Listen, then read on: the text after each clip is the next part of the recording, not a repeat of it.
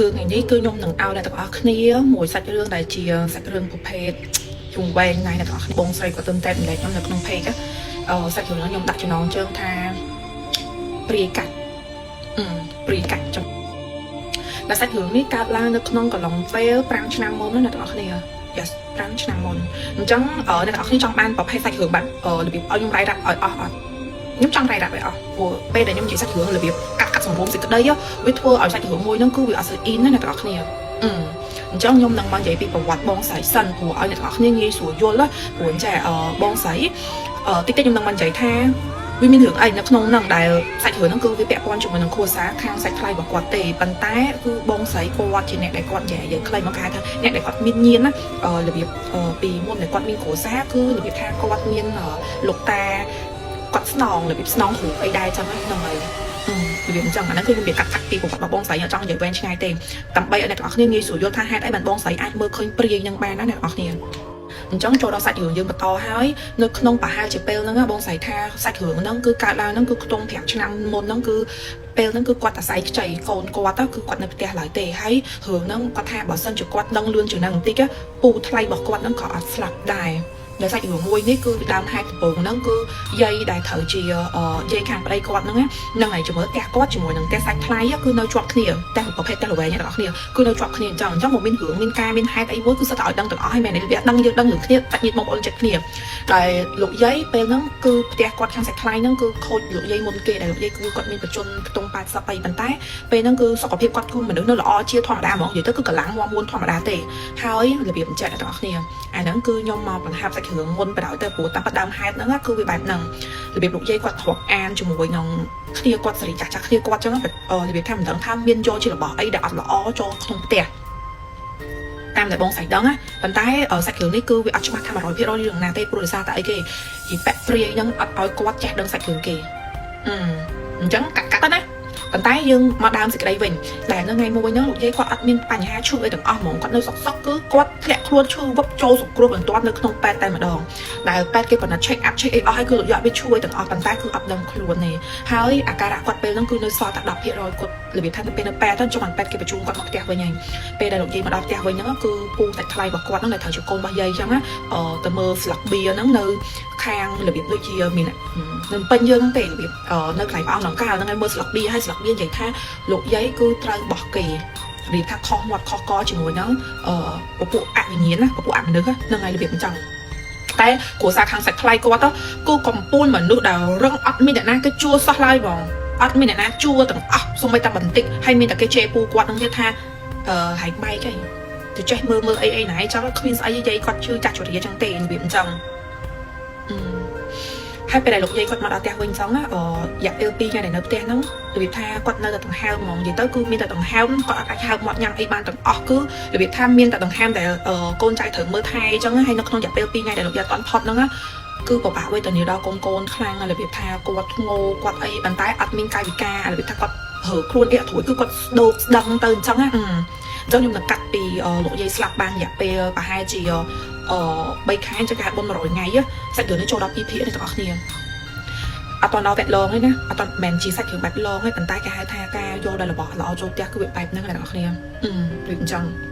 ដែលរបៀបចានៅថ្ងៃបុណ្យ100ថ្ងៃផុសលោកយាយហ្មងណាបុណ្យ100ថ្ងៃហ្នឹងគឺអត់ទាន់ឆ្លង100ថ្ងៃផុតទេរបៀបថាពេលគេធ្វើកម្មវិធីបុណ្យ100ថ្ងៃលោកយាយអញ្ចឹងទៅពូហ្នឹងពូដែលគាត់ធ្លាប់ទៅមើលស្រុកឌៀនហ្នឹងរបៀបចាគាត់ហ្នឹងក៏របៀបកម្មវិធីអីហៅអញ្ចឹងក៏ល្ងាចឡានហ្នឹងគាត់ជូនពូម៉ាក់គាត់ទៅផ្ទះវិញរបៀបថាកម្មវិធីចុះធម្មតាកម្មវិធី100ថ្ងៃលែងជា set លែងជាអីទៀតគឺសម័យឥឡូវគឺគេទទួលភ្ញៀវដោយផឹកគ្រឿងស្រវឹងឯខ្លះចឹងណាហើយពេលដែលគាត់ជូនពូម៉ាក់គាត់ទៅផ្ទះវិញហ្នឹងគាត់អត់មានបានស្រវឹងទេគាត់ហ្នឹងក៏ជិះម៉ូតូចេញទៅពីអ្នកពូម៉ាក់គាត់ប៉ុន្តែថ្ងៃហ្នឹងគឺវាហេតុអីទៅគាត់ឲ្យពូម៉ាក់គាត់ហ្នឹងជាអ្នកបើកម៉ូតូវិញគាត់អត់បើកទេហើយគាត់ហ្នឹងពេលដែលគាត់ចេញទៅហ្នឹងត្រូវបានឡានបុកពេលគាត់ឈប់ឡើង stop ហ្នឹងគាត់ប្រាប់ខ្ញុំថាខ្ញុំភ្លេចទៅ stop នៅក្នុងពេញយើងហ្នឹងទេគាត់ឈប់ឡើង stop ហ្នឹងអញ្ចឹងណាឡានហ្នឹងមកបុកពីក្រោយគាត់ហ្នឹងខ្ទប់ជាមួយនឹងកុងកណើអ្នកដែលបើកម៉ូតូនៅខាងមុខហ្នឹងគឺសុំបីតែរបួសមកចុងកញ្ចក់ក៏អត់មានដែរប៉ុន្តែពូបានបាក់កស្លាប់នៅក្នុងកន្លែង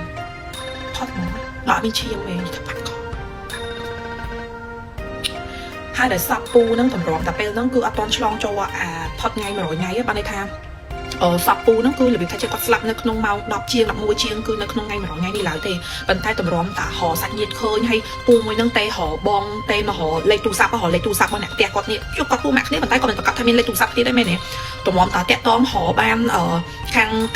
អ្នកផ្ទះនេះឲ្យទៅយកស័ព្ទយកមកចូលផ្ទះវិញហ្នឹងហើយពេលហ្នឹងគឺកដាលយកទៅអញ្ចឹងប្តីគាត់ហ្នឹងពេលហ្នឹងក៏អត់ចង់ដាស់បងស្រីដែរប៉ុន្តែដោយសារតែនៅចិត្តផ្ទះហ្នឹងតាមពេលមកមានញុកញាក់កូនកលឺទេពេលហ្នឹងបងស្រីគាត់នៅសរសៃខ្ចីឡើយទេកូនគាត់តែប្រហែលខែទេតែពេលហ្នឹងដាក់បងស្រីក៏ចេញមកដែរពេលហ្នឹងមកចេញទូរស័ព្ទហើយទាំងចាក់ស្ដាយទាំងអស់គ្នាដឹងមិនអត់សពពូនិយាយដល់នឹងស្មាតោចាញ់កាសាច់រូបមួយនេះមកឲ្យមើលចាំខ្ញុំនឹងឲ្យអ្នកទាំងអស់គ្នាថាបងស្រីគាត់ឃើញអីគេគឺនៅមុខផ្ទះហ្នឹងបងស្រីខ្ញុំបញ្ជាក់បន្តិចពេលដែលមានលោកតាញៀនវិញ្ញាណរបៀបថាញៀនលោកតានៅកាន់គាត់របៀបចេះគាត់មានលោកតាកាន់ប៉ុន្តែនៅពេលដែលគាត់មានគ្រួសារមានអីចឹងទៅគាត់ក៏ធ្វើពិធីលាលែងសុំអត់ឲ្យលោកតាហ្នឹងរបៀបថាកាន់គាត់ទៀតទេព្រោះដោយសារអីលោកតាអាចនៅជាមួយនឹងគាត់បានដោយសារតែយើងមានប្តីមានអីចឹងទៅគេហៅថាមានក្លិនឆ្អុកឆ្អាប់អីចឹងទៅរបៀបអញ្ចឹងណារបៀបលោកឡាប់អីផងណារបៀបលោកតាគឺជាអ្នកសច្ចាអញ្ចឹងគាត់អាចកាន់ជាមួយនឹងចឹងបានទេរបៀបចឹងទៅប៉ុន្តែគាត់ក៏អាចនៅតែមានញៀនតែអាចរបៀបថាលោកតាគាត់ចេញចូលមកភឹកផ្លែបានចឹងណាហើយពេលហ្នឹងសាច់រឿងគឺវាបែបនេះអ្នកទាំងអស់គ្នាពេលដែលគេយកសពពូមកដល់ផ្ទះពូអត់ទាន់មកដល់ផ្ទះហងសពគាត់អត់មានឃើញរបៀបថាចេះគាត់អត់បានឃើញលើកសពពូចុះពីលើឡានមកដល់ផ្ទះទេគាត់ក៏ឃើញជាមួយនឹងនេះចឹងហ្មងឲ្យមើលបិទពេញសិនអ្នកទាំងអស់គ្នាមិនភ្លឺយ៉ាងចុយកាឡាចឹងបិទសិនចាំតិចខ្ញុំនឹងនិយាយម្នាក់នេះគឺសបល់លោកអីរបៀបអញ្ចឹងអ្នកទាំងអស់គ្នា